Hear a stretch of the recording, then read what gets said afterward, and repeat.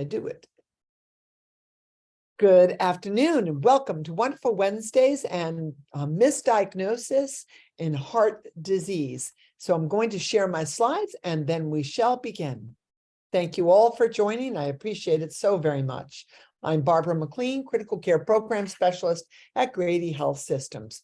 So our talk today is a panoply of a number of events, some that are gleaned from the literature, but mostly with patients that we have cared for in our institution with their permission. So I just want to let you know that at the very beginning. So to begin, the very first thing I always like to remind everyone, and I think that's a really important concept for us when we're speaking together, is how often women are affected by heart disease. So in 2012, the census said 10,000 US women younger than 45 per year sustained a myocardial infarction, and that there was the initiation by the American College of Cardiology was to actually work to promote coronary prevention among younger women, younger than 45. Mortality associated with acute MI among women younger than that is almost twice that of men. Twice that of men. Now, is that because their disease is much worse? Is it because it's more progressed when it gets diagnosed? Is it because there's a failure to diagnose? It's all of those things. We can't limit to say one versus the other. Women don't complain. They come to the doctor late. The doctor misdiagnoses. They go home and die in bed.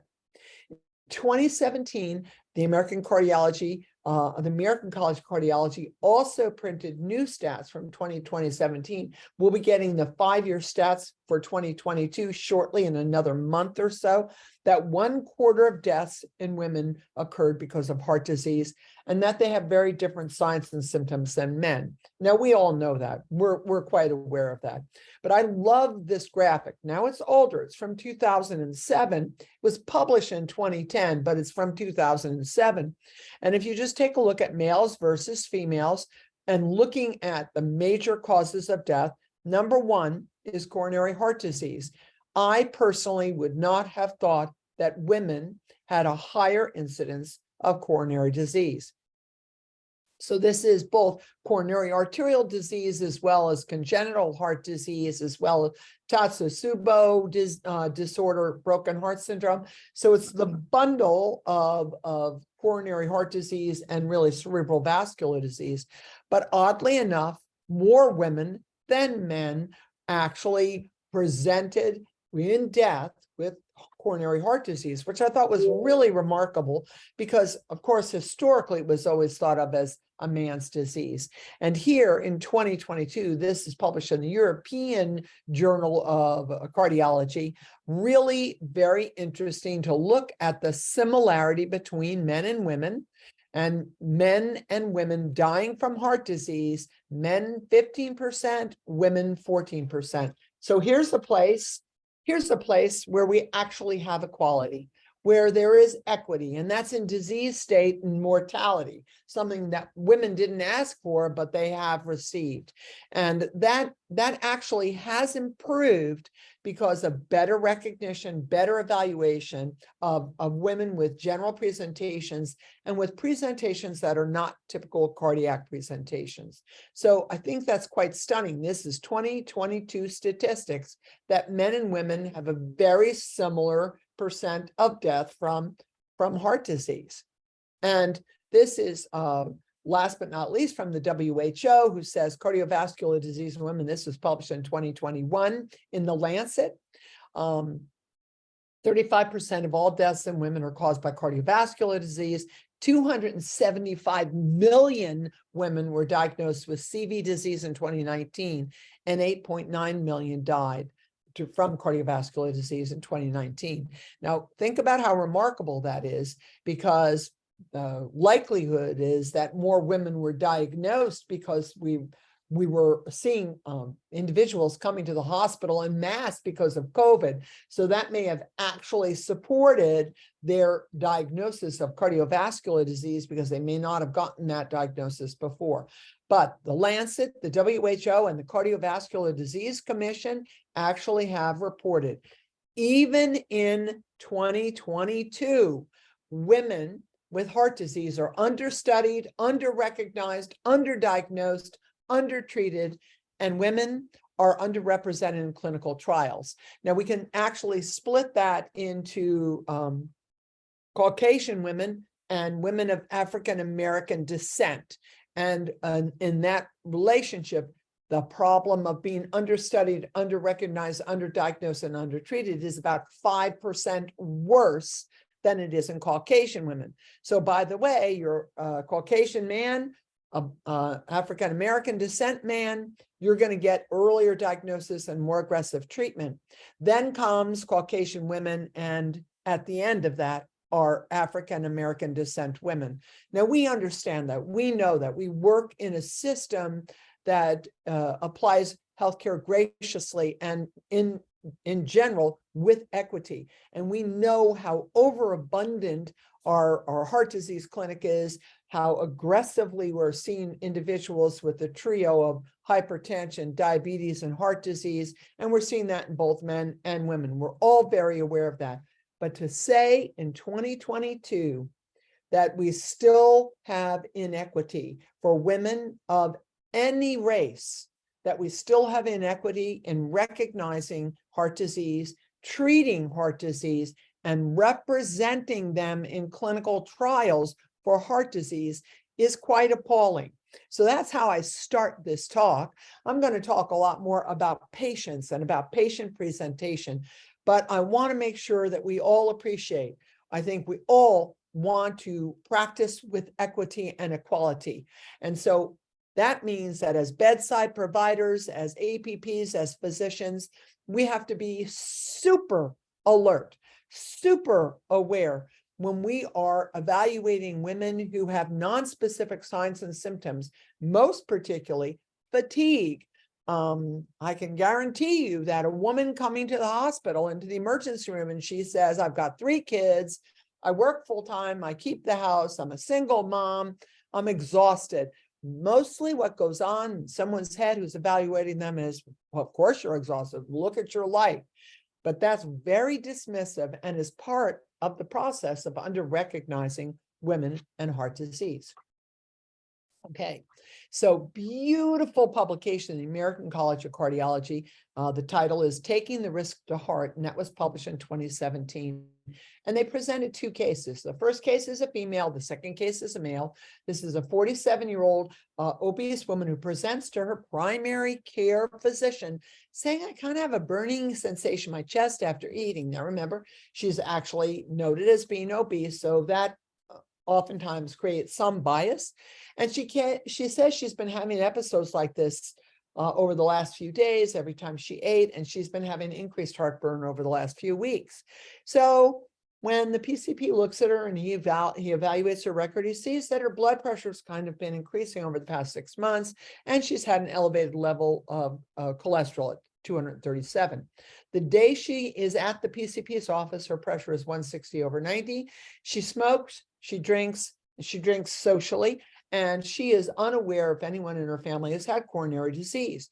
Now, he evaluates her in a standard physical assessment, a physical examination, and it seemed normal. She had normal pulses, normal rate, normal rhythm, but he thought that she was diaphoretic. So he said, well, I think I'm going to get an EKG. This is her PCP. She's not in acute distress. She's pain-free while I'm looking at her. I'm going to get an EKG, and she has a left bundle branch block. Well, you might recall historically that a new onset left bundle branch block was to be considered a symptom of something more serious, not necessarily a STEMI, not necessarily an MI, but a new onset left bundle branch block is actually a symptom of something more serious. Well, he couldn't get her prior EKGs. She's had them, but he just couldn't get them. And so we didn't have anything to compare. I think he was working with the best of intention, but maybe not trying hard enough to advocate for this woman. He suspects she's got esophagitis, so he tells her to take an antacid and go home. Okay, 2 days later, she calls the office again, saying that the chest is burning and that the sensation has continued. But this time she doesn't actually talk. She doesn't actually talk to the PCP. She speaks to the office nurse, and the office nurse, I'm sure, communicated with the PCP, who said, tell her to keep taking an antacid and we'll see her tomorrow. Have her come back tomorrow. So she also, thank goodness, advised the patient go to the ED if she develops significant chest pain. She wakes up at around 2:30 in the morning. She has severe 9 out of 10 crushing chest pain. She's nauseous and she's vomiting. Remember, nausea and vomiting are very common for women presenting with MI, in particular STEMI. She calls 911. She goes to the ED. She's evaluated there very quickly. They activate the STEMI team. She goes to the cardiac cath lab. She has a cardiac cath, but she dies shortly thereafter.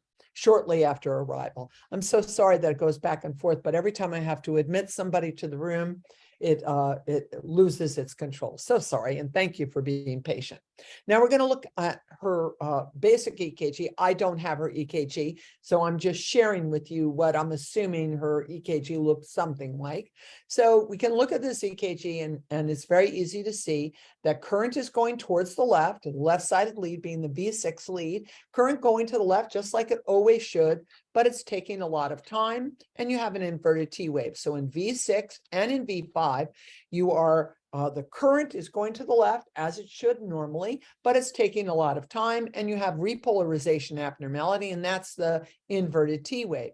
That correlates to the right-sided lead, V1 and V2, where all current is going away from the right side towards the left, again, normal, but taking a lot of time. Now, you might look at this EKG and say, well, I think she's got ST segment elevation there. Here's the problem. She could have ST segment elevation there, but when you have left bundle branch block, it is difficult to ascertain if the ST segment elevation in V1, V2, V3 are actually because of the abnormal depolarization, repolarization that occurs with the left bundle branch block, or is that because you're having a STEMI? In either case, he didn't feel that it was serious at the time. She wasn't presenting with pain, but she was diaphoretic, and she has a left bundle branch block. He does have other EKGs. Either he can't find them or he just couldn't locate them at that time. And so he discharges her home, and you know the rest of the story. Now, once she arrives in the cath lab or in the emergency department, here's what we see.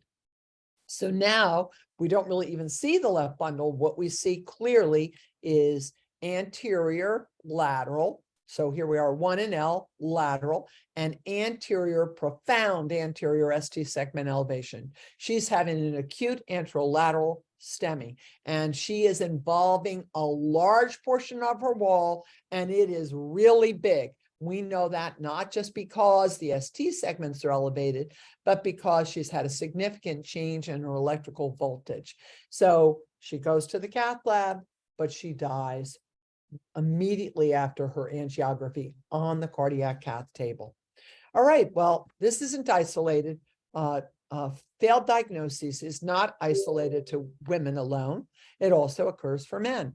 So this is the case of a 53-year-old man presents to the hospital with acute chest pain, epigastric, and back pain with nausea, not radiating to his arm or jaw. He has a history of hypertension, diabetes, and a smoker. Okay, well, that's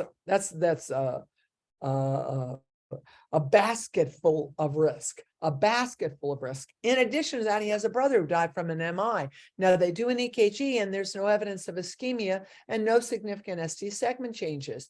He gets a lab evaluation, but the lab evaluation really tells us things that we already know, that he has an elevated lipase, right? He has an elevated triglyceride. He has a low total CK. And you can't really explain that by the process that's occurring here. But he gets admitted to the hospital because there's some concern by his internist. And the internist says, based on your lab values, I think the chest discomfort that you're having is acute pancreatitis. And that was probably because you're a drinker, right? So again, really important to appreciate here. Number one issue in misdiagnosis is putting yourself on a path that you don't evolve. You as the provider, putting yourself on the path. The guy's a drinker, he's a smoker, he's got this chest pain, it's epigastric, it's back pain, it's not radiating. don't have EKG changes, don't really think that this is cardiac. I think it's pancreatitis because he drinks and because of his elevated lipase, and his troponin was only mildly elevated. Now, just want to remind you, this is standard troponin. So standard troponin, remember, you must multiply times 1,000 to tell you what your high sensitivity troponin is, because it's still a troponin, it's just mixed in a different, either in milliliters or in liters. That's it. So his actual high sensitivity troponin is 80. Now, that's elevated. But if you have any doubt, you should do another troponin. So in our practice, we do point of care when you come into the ECC, followed by a high sensitivity troponin, which must be followed by another troponin 1 hour after the first draw, not after the first report, after the first draw, so that I can see clearly, are you lysing muscle and are you flooding into your blood troponin? That is the single most important strategy that we have. Now, none of that happened here.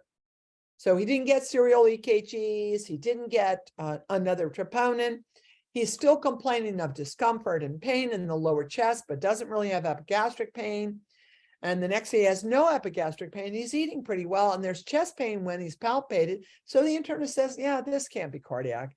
But no follow-up EKG, no follow-up troponin. He gets discharged home to follow up in the office in 2 to 3 days, but patient himself didn't schedule an appointment. 2 weeks later, comes back to the ED with complaints of substernal chest pain radiating to neck and jaw. Now his EKG is indicating that he's had a myocardial infarction.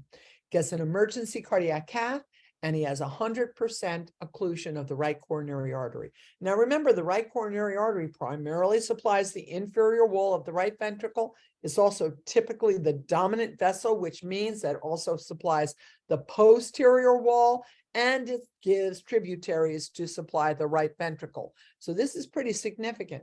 But not only does he have 100% occlusion of his right coronary, he has a 95% occlusion of his left anterior descending coronary artery. He was lucky.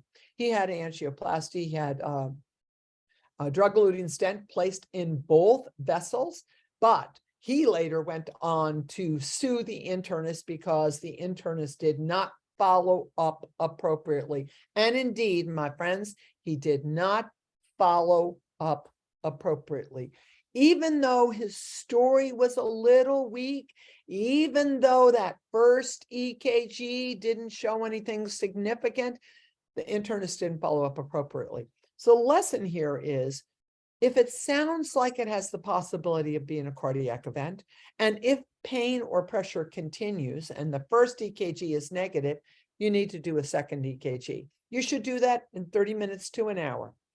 If you draw a point of care troponin or a high sensitivity troponin and it's elevated, even if it's only mildly elevated, so his high sensitivity troponin was 80, and that's elevated. I mean, normal troponin is, for a man, normal troponin is 20, high sensitivity, and his is 80. He deserved a second high sensitivity troponin 1 hour later. And if he has a delta, which means it's going up, if it's going up, that's an acute cardiac event. He wouldn't have had to go home. He wouldn't have had to come back. He had really bad disease. He had a very atypical presentation. And by the way, when I review, when I'm in the STEMI meetings, and we review STEMI every week, the STEMIs who come into the emergency room, the STEMIs who present with inpatient, many of them are atypical. And I am going to congratulate the emergency department at Grady Hospital, because they've built a very robust plan that if patients have nausea, they are vomiting, they have epigastric pain, we're going to evaluate you for a cardiac event. And if your pain continues, we're going to reevaluate you. So that is excellent, because that narrows the risk of missing the diagnosis. So bravo. Now, why did we miss a diagnosis? The clinical story is weak, right? Our first patient, her clinical story was weak. Nobody did her troponin, so we don't really know what her troponin was. She didn't really have EKG changes, although she had a left bundle branch block. Now, had he found the old EKGs and he said, oh, this is a new left bundle branch block, he might have proceeded differently, but he wasn't that worried about it. He didn't pursue finding the old EKGs to do a comparative analysis. And by the way, that's really important. So in the first clinical story, this obese woman, she died from her coronary disease because she was not diagnosed. The second patient had 100% proximal occlusion of the RCA and 95% occlusion of the left anterior descending coronary artery. And he actually did have a significant STEMI. And by looking at the diagnosis, I can guarantee you that he lost a significant amount of muscle mass. So that means that that transitions you from being an active, healthy adult or relatively healthy, being able to care for yourself and walk to your mailbox and go to the store and maybe bowl with your buddies. He went from that to being either a class 2 or a class 3 heart failure patient. And that's what's really, really important to remember. When we miss a diagnosis of myocardial injury, we are now putting patients on a trajectory to heart failure. And having heart failure is a relatively and maybe a profoundly difficult way to live. So we miss those diagnoses, clinical story, troponin, delta, the EKG changes, even sometimes when all three are present. The story looks pretty good. The troponin is elevated. There's some EKG changes. 3 weeks ago, cardiology was activated with a patient that had a good clinical story. Troponin was elevated, but not that much. And EKG was a little bit, questionable. But that patient went on to fully occlude and infarct his anterior wall and died. Even when all three are present and even when cardiology is involved, we can miss a diagnosis. That's why we want to be vigilant. That's why we want to look really clearly. Now, I want to go back and say that with women in heart disease, very important to remember that typically that's correlated with menopause because of the loss of that protective effect of estrogen. And in general, although we know the newer statistics are telling us it's women under 45, but in general, women were developing coronary disease about 10 years later in an evaluation, 10 years later than men. So menopause, pregnancy have actually increased cardiac awareness. And we certainly know with pregnancy, we see a fair amount of MIs. We also see significant cardiomyopathy. But the problem for women is their symptoms are less reliable than in men. And the other problem is if you are not clearly presenting and the decision is made for you to have a stress tests are much less reliable in women. So with men, we can do stress tests that gives us a much clearer idea. We see ischemic changes, not as reliable in women. So that makes it, again, much harder to diagnose women, much more difficult. And we have to look for it a lot harder. We have to really put on those detective hats. So for any degree of coronary disease, women are much more likely to experience angina, chest discomfort, that may not progress to myocardial infarction. So because it's chest discomfort, it kind of comes and goes. So that's why that story is so important. It comes and it goes. It doesn't necessarily, until it's quite advanced, come and stay and evolve into a myocardial infarction. Women are also much more likely to have normal coronary arteries. So even though they have definite coronary syndromes, they have high sensitivity troponin rise, they have EKG changes, they have a clinical story. It's a lot more common for women to have Takotsubo disease, and it's a lot more common for women to have vasospastic disorder. So again, I want to make sure we don't just rule people out when they are not presenting in the standard way. They're missing EKG changes or they're missing troponin changes. Typically, if they don't have a clinical picture, they don't have troponin, they don't have EKG, typically, everyone is going to say, I don't really think this is cardiac, but some percent of the time, we're going to be wrong. So very, that's the same one. So very, very important when we're looking at that information. Okay, so now I want to move to the next misdiagnosis, and that's cardiomyopathy. And cardiomyopathy is a huge discussion, but I want to make sure that we appreciate the abundance of cardiomyopathy that we see, because there's so many causes of so many different types of cardiomyopathy.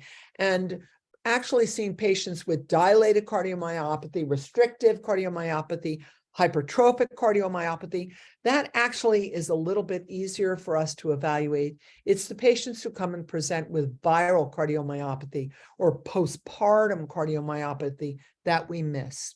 Now, cardiomyopathy is an abundance of problems. Most of the time, there is genetic prodrome for that. And most of the time, about 65% of the time, there is hypertension. So again, if you're working with the population of patients who have a high degree of hypertension, they're going to be more at risk for cardiomyopathy. And if you're working with individuals from a culture of what I would say is a culture of inequity, because they may not have the ability to have a primary care physician who they see all the time. They may not have access to the medication. They may not have access to the economic resources that are required. These individuals oftentimes will have undetected hypertension. And meanwhile, while they're having undetected hypertension, they are developing hypertrophic cardiomyopathy. So this is really quite important. We all know that we want all of our patients to take medications for their hypertension. We talk a lot about silent hypertension and being the silent killer, but we really have to raise a flag even more than that, because especially in the population of patients that we work with at Grady, we need to be all over hypertension when our patients are presenting with hypertension. They're not taking medications. They're saying, many of them say the medications make me feel bad, or I can't afford them. I can't get to the pharmacy. We can always figure something out. If medication is making you feel bad, we have other medications, and we can go between ACE inhibition and ARBs. We can go to beta blockers. Might not want to go there first. Calcium channel antagonists. We have an abundance of medication that we can apply to help control your hypertension. But what's really interesting is that hypertension over the lifespan is more common in women. And the assumption is partly that it's more common in women because women live longer. And as we get older, even if we had normal blood pressure at 55, we have a 90% lifetime risk of developing hypertension. That's pretty scary. So at 55, I had a blood pressure, myself, a blood pressure of about 112 over 60. Now at 70, I'm not hypertensive, but my blood pressure is consistently 140 over 88. Sometimes that 88, depending on how much coffee I've had before I went to the doctor, I try to avoid that now, or how stressed I feel. Sometimes that's up in the 90s. Okay, now my lifestyle hasn't really changed. I exercise, I eat very, very healthy. I don't eat any dairy. I don't eat any gluten. My HDL is high. My LDL is low. I'm in really good health, but I still have evolving hypertension. So again, if we know we have patients that we're seeing that are hypertensive and aren't taking their medications, they're talking about the medications make them feel bad, they can't afford them, we can help get them connected to strategic ways to get their medication and to actually get medication change, to have medications that don't make them feel as badly. And most of these medications, almost all of them, are no longer branded medication. They're generic, so they're relatively inexpensive. Okay, so when we think about cardiomyopathy, highest incidence is in middle age. So, and we're going to say middle age, 35 to 55, okay? Middle age. In African-American descent, 2 times more frequent than in whites, and men 3 times more frequently than women. Okay, so now we have the reverse of some of the things we talked about before. And symptoms are typically gradual in onset. Typically, what most folks note when they have cardiomyopathy is that they start urinating a lot more at night. When they lay down and that shifts their fluid load, they start to urinate more at night. During the day, they note that their feet and ankles might be swollen. They may have some shortness of breath when they exert themselves in a way that, 4 months ago didn't disturb them. Going up 3 flights of steps, you used to run up those 3 flights of steps. Now you go up 1 flight of steps and you're short of breath. Now, that really is important because most cardiomyopathy and heart failure has a slow incline in terms of presentation. That makes it really difficult to capture it early on. If you have a significant and profound acute presentation, that oftentimes in younger people, and that would be the middle-aged or below, is diagnosed, it's misdiagnosed as a viral cardiomyopathy. Now, it used to be that when we looked at cardiomyopathies or myocarditis, all in that same category, 10 years ago, 12 years ago, that endomyocardial biopsy would be performed, but really nobody does that anymore. It just doesn't give that much evidence. It's not really a strong predictor. So that's not really what's done now. But we can all appreciate this is just like all the other types of heart failure that we talk about. Symptoms and signs of heart failure, pulmonary congestion. So remember, pulmonary congestion is a big symptom. You'd like to see that when you lay the patient back, their pulse ox drops, they feel short of breath. That's really diagnostic. But what's very important is in discussion with patients, talking about what brings on shortness of breath, what relieves shortness of breath, does it occur at night, and do they need pillows? That's going to be really important. It is an exquisite evaluation that helps us to promote a better diagnosis for this patient who may not have a really meaningful story, may not have EKG changes, but is actually presenting with signs of LV dysfunction. Now, I always would be remiss if I didn't talk about RV failure. So remember, RV failure, your lungs could be quite dry and nice, but your neck veins are distended. You have bilateral pitting edema. Remember, it really does need to be bilateral. Unilateral is usually more related to a DVT or some other kind of occlusion. And in either case, these patients are going to be hypotensive because they have poor blood flow. Because they have poor blood flow, the compensatory response is to increase the heart rate and to increase the respiratory rate to compensate for the metabolic acidosis. Fatigue, weakness, hypotension, tachycardia, tachypnea, just like every other disease, but you are actually in search of volume. If volume is in the lung and it's limiting my ability to breathe, I'm going to focus first on heart failure. If volume is in my central veins and my systemic veins and has made it hard for you to put your shoes on, has promoted weight gain when you're not eating, and I can see that volume load in 2+ or 3+ pitting edema, I'm going to consider that as a primary indicator for right heart failure until proven otherwise. Now, the problem with these cardiomyopathies is that they present with dysrhythmia, and the dysrhythmias that they present with are things like atrial fibrillation. Okay, so by the way, atrial fibrillation, from my point of view, it's only me, only Barbara, nobody supports this in science, but atrial fibrillation to me is a lethal dysrhythmia when it's uncontrolled. Because atrial fibrillation, new onset acute atrial fibrillation, is heralding an acute event, an acute volume overload, particularly to the right atria, causing right atrial stretch and promoting the rapid depolarization of multiple foci in the atria. And of course, knowing that as well, that new onset atrial fib actually has a slow mobilization of volume. And because you have that slow mobilization of volume, you are very at risk, of course, for developing a clot. And that clot could be in the LV. That's an LV thrombus, could be in the RV, an RV thrombus, leading to a pulmonary embolism or a occlusive stroke. So really, really important to appreciate this sign and symptom when we're thinking about clinical manifestations in cardiomyopathy. And then I want to just talk really quickly about fulminant myocarditis. Now, we saw a significant rise in fulminant myocarditis in correlation with COVID vaccination and with COVID disease itself. Not millions of people, but reported numbers of individuals who develop fulminant myocarditis, almost always seen in young patients under the age of 35 who present with symptoms and conditions that you see very commonly as cardiac conditions, acute heart failure and acute coronary syndrome, EKG changes, and they don't have risk factors. They're in good health, they're hikers, they're bikers, they are vegetarian, they don't eat cheese, all of their lab values tell you that they're in really good health. They don't have typical cardiovascular risk factors. Oh, yes. And of course, they don't smoke and they're not on oral contraceptives. So we kind of rule all those things out. And typically, their first sign and symptom in presentation is an upper respiratory infection.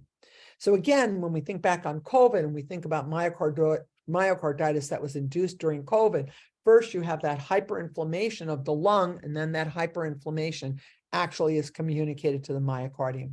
And that is a very sudden, severe inflammation of the myocardium, and it's easy to miss. It's easy to miss, and it's hard to diagnose, but we have to be aware. We've got a patient that is telling us they're having chest pain, they have shortness of breath, they're diaphoretic, and we really want to listen to what's being said by those patients so that we can assure that we're evaluating them appropriately. Okay, so fulminant myocarditis, a younger person's disease, often doesn't get well evaluated or diagnosed because these are young people, and there's not really much consideration about cardiac disorder, but they end up with necrotic myocytes and they go into cardiogenic shock. Now, you are not going to diagnose myocarditis from an EKG, but one of the heralding signs here in myocarditis is that you can see a T wave inversion without ST segment changes or without a large R wave. You have a T wave inversion in your right-sided chest leads. That can be one of the hallmark signs, but you can see here that doesn't always appear. It's not always present, but if it is present, that's T wave inversion in the right-sided chest leads, typically more in V2 and V3, can extend over into the anterior leads, V4, V5, V6. Be very aware of that when you're looking at an EKG. You're not going to diagnose myocarditis, but you are going to advocate. Now you can see this is a postmortem slice of the heart, and you can see this, all this slippery, slimy looking tissue. This is all hyperinflamed tissue, and you have all sorts of processes here. So you have your regular chordae tendineae, but you have other processes here, and this is fulminating myocarditis. So acute myocarditis really has nonspecific cardiac symptoms. I might have some chest discomfort. I might be diaphoretic. Maybe I have pain radiating to my neck or arm. And in my presentation, I look like I have coronary disease, acute myocardial infarction, heart failure, and we see that more commonly in younger adults, again, under the age of 35, but it can also be seen in teens. And what we know and how we evaluate them and how we suspect them is that they have a known recent virus. Now, it doesn't have to be COVID. It can be any virus. Now, that moves from acute to fulminant. When they're in fulminant myocarditis, they're in cardiogenic shock. Now, most folks today will not do an endomyocardial biopsy. The risk of it is much higher than the benefit in general because typically biopsies don't really match clinical severity and may not actually help us rule this out. But what we do see is that they have a very high level of circulating cytokines. What's really fantastic here is that some of this can be reversed if we are very proactive when we're evaluating and treating those patients. So what we're really going to do is anti-inflammatory management. I'm going to give you a list of a couple of different things that we can do for fulminant myocarditis. And then there's also chronic myocarditis. I'm really interested here talking about acute myocarditis to fulminant myocarditis, which often gets misdiagnosed. So now we're going to just take a quick look here. This is a 49-year-old female, no former relevant medical history, no regular medication, has flu-like syndromes, physical weakness, dizziness, headache, and chills. And after presentation, she wasn't in the hospital, she wasn't at the doctor, but after the initial presentation at home and her initial complaint, she lost consciousness. EMS is called and they transport her to the ECC. And despite no STEMI signs on EKG, high sensitivity troponin is 93,430. Okay, now, very important here, okay? You don't have signs on EKG, but your troponin is extraordinarily high, 93,000. So for those of you who don't do high sensitivity, that would be a standard troponin of 93. High sensitivity is 93,000, 1,000 times the standard troponin, a very high troponin. Now, I want to know two things. The first thing I always want to know is, if I have time, I want a second high sensitivity troponin drawn. If you do the high sensitivity first one at 9 a.m., I want the second one drawn at 10 a.m. I don't care that it hasn't gotten reported. I need to look at them an hour apart, because what I'm looking at is whether or not I am lysing muscle. And if I wait 3, 4, 5 hours, I have missed the opportunity to intervene for the patient. This is the 12 lead from EMS, and you can see that the patient has a bundle branch block, right? You can see that quite clearly here. And you see that in the inferior leads, you have that wide QRS. We don't actually make a good case for that in our chest leads. Really, our chest leads looks extraordinarily abnormal, almost like a pacemaker. And indeed, if I look back at this and I see that actually my patient is in idioventricular rhythm, but she got diagnosed as a bundle branch block. When you really look at her, you see that she has P waves that are not being conducted, and the P waves are marching throughout. She's in complete heart block, and this is idioventricular rhythm. So really easy to get waylaid, and particularly when you don't have a cardiologist involved. So she had idioventricular rhythm. You can see here that she's got some variability in her P waves. She has an RNT phenomena, and she goes into torsade du point. So cardiology is consulted within 15 minutes of arrival. Bravo ECC. This is our patient, taken to the cardiac cath lab, and she basically had almost no flow. Her cardiac index was 1.8. She had elevated serum lactate, elevated transaminase, but no signs of acute myocardial infarction in the EKG. What the what? What's going on? She has a terrible left ventricle. And they look at her coronaries. They don't feel that the coronaries are actually the coronary disease, which was very minor, doesn't require angioplasty or a stent, does not actually correlate with how profoundly ill she is. So what the what?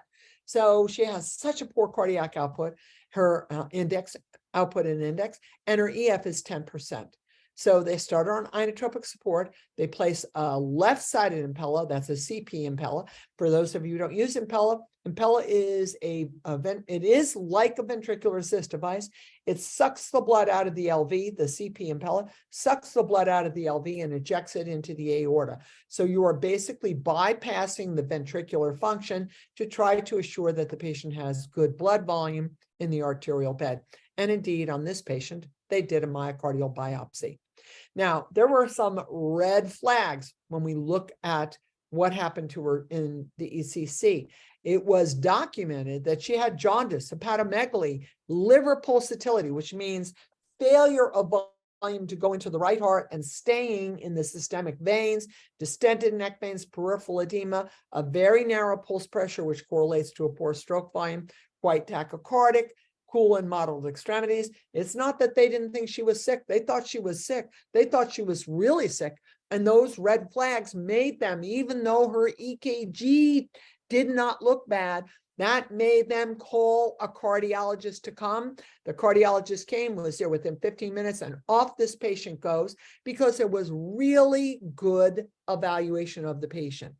Really fantastic evaluation, paying attention to the fact that all cardiac discomfort and all cardiac disease does not always have an EKG change. So very nice diagnostic red flags that they actually evaluated. And there's a lot of things that you can think about with differential diagnosis here. So these are the kinds of considerations that you have to make when you're trying to evaluate a patient and you don't really know what's wrong.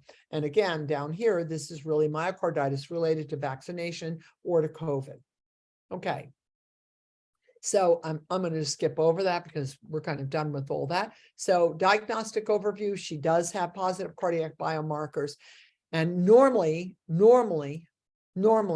we are going to say that she didn't really have, these were not significant changes. They were correlated to the bundle branch block. And that was really, really important. So I want to remind you that myocarditis is not clinically obvious, but you always have to have a high degree of suspicion when you have patients that have had a virus that have had specifically a respiratory virus. And also you want to consider the possibility with certain types of vaccinations. And you want to remember that these patients have rapidly evolving anomalies. So, right, she went from really kind of a standard EKG, we assume, to an idioventricular rhythm, to torsade de pointe, and she was very electrically unstable and in shock. And again, right upper quadrant pain, large liver, jaundice, elevated neck veins, all the things that were noted by that fantastic ECC evaluation that said, this is a woman that really has problems. I don't know, they didn't write myocarditis or suspicion of myocarditis, but I'm quite certain they were suspicious that she had myocarditis. Now, for myocarditis, you're going to do a basic metabolic workup, CBC, erythrocyte STED, rheumatology screen, cardiac enzymes, natriuretic hormones, and liver function tests. And then we're going to do our diagnostic workup. We're looking for certain kinds of changes, low QRS, ST segment, segment elevation can sometimes occur, T-wave inversion can occur. It may actually even look like pericarditis on EKG. So we do all sorts of diagnostics for that. And then if we're struggling, we're going to go to MRI. Now, for any of us who transport critical patients to MRI, I know we all hate it. We hate being away from the patient. They're on drips, they're on a vent. It's very hard to stand outside of the room with a critical patient that you've been caring for who is receiving an MRI. But look at how important this is. In this case, this MRI was an acute myocardial disease, but also this patient had Takotsubo disease. That's that octopus trap, that shape of the myocardium. So that's pretty incredible. Okay. Now, we want to remember that today, most individuals do not do an endomyocardial biopsy, but she indeed did have an endomyocardial biopsy in the cath lab. And there are particular things that are being looked for in that biopsy. Now, we're not going to evaluate a biopsy, but it is important to note that you actually see necrotic myocytes in that biopsy. But it depends on where you got the biopsy, how progressed they are. And that's why the biopsy is really not, it is a great supporter of myocarditis if it's positive, but it doesn't rule myocarditis out if it's negative. So really important, we only consider this only in patients who are significantly deteriorating. Otherwise, we're just going to send patients to cardiac MR. So I want to make sure you know that sometimes patients do have to go to MRI, and it's important to know why they're going to MRI, and going to MRI to actually help diagnose myocarditis or Takotsubo disease is a really important strategy. So this is your normal myocytes. You can see how beautiful pink they are, and they have the small red hemoglobins. And then, oh, sorry. I thought I had a biopsy. I probably do a little bit later, and I'm so sorry it's not here. But we'll take a look at a myocardium that has been fulminating and inflamed. And we did see that earlier when I first started talking about myocarditis. So here are the things. In the emergency room, when those patients come inside, you have to be really, really clear that even with their blood pressure dropping, you need to be very cautious about administering sympathomimetic agents. Those are norepinephrine and epinephrine, because sympathomimetic stimulation in myocarditis increases the extent of necrosis. So if there's a suspicion for myocarditis, we're going to try to avoid sympathomimetic agents. We could use vasopressin. We might even consider angiotensin if the patient's pressure is really low. We're going to avoid beta blockers, and most particularly because they have that irregular rhythm, they have idioventricular rhythm, they have heart block, go into torsade and into VTAC, you might need to apply a transcutaneous pacemaker. Once that patient goes to the cath lab or the ICU, they're going to get inotropic support, they're going to get mechanical circulatory support, they're going to get transvenous pacemaker, and they're going to get immune modulation. So we're going to actually modulate that inflammatory response. And then if they are critically ill, they've got to be considered for ECMO and possibly transplant. So I say rest, no stress. That doesn't mean, oh, stay in the bed. Rest, no stress means You are going to be sedated. You're going to get analgesia. And I'm not going to do, if I can avoid it, I'm not going to do any sympathetic stimulation because that will extend the effect of your myocardial necrosis. And that makes you worse until you spiral into cardiogenic shock. So again, very, very important for us to consider these perspectives. Immediately, I'm going to give you an inotrope and I'm going to give you an ACE inhibitor. Probably I'm going to hold off a little bit on the diuretic. I might give you nitro. These are all the guidelines that were released from the AHA for the management of fulminant myocarditis. And over time, that's going to change. But this is what we're going to do more acutely. And if it's fulminant, you don't want to give a beta stimulation. You want to put that patient on a pacemaker. And by the way, you don't want to put this patient who has torsade and VTAC and of course, idioventricular rhythm, you don't want to be putting the patient on amiodarone. You have to be very cautious with antidysrhythmics. Now, your cardiologist is there. Cardiologist says, I think it's fulminant myocarditis. We've got to use an antidysrhythmic because the dysrhythmia is going to kill the patient. And the risk-benefit ratio, I believe, is worth giving antidysrhythmics. No reason to get into an argument because they're going to make that decision based on their vast knowledge of cardiology. So really, really important for us to appreciate. If it was induced by a virus like COVID-19 or from the vaccine, first choice will also be considered corticosteroids. Even though they fell out of favor for the treatment of COVID-19, they are still utilized for the control of fulminant myocarditis. And indeed, immune suppression agents, similar to the types of things that you take for HIV, the types of drugs that we administer to patients with COVID-19, those are all immunosuppressants. And there are particular immunosuppressants that could be applied to patients with fulminant myocarditis. Okay. So thinking about immunosuppression, it's still somewhat controversial. Here are some of the immunosuppressants. And then there's kind of a loose rule of thirds. 1/3 of patients with myocarditis recover, 1/3 have residual, and it may be profound ventricular dysfunction, and 1/3 of patients either must be transplanted or they're going to die. So this is a disorder that we don't want to miss. We don't want to misdiagnose this. We really want to be able to evaluate patients effectively. We want to be able to assure that we are recognizing them and treating them very effectively. So it is 5 minutes to 5. I have some other things that I would love to tell you about, and so I'm going to extend that to next week. I have 3 really fantastic patients for us to look at and for us to cover. But my end goal here is to say to you, if you believe that the patient has a story, even if troponin or EKG don't prove it, continue to pursue the story. And remember that the rule of 3, Dr. McDaniel's rule of 3, have a good story, have EKG changes, have troponin HS.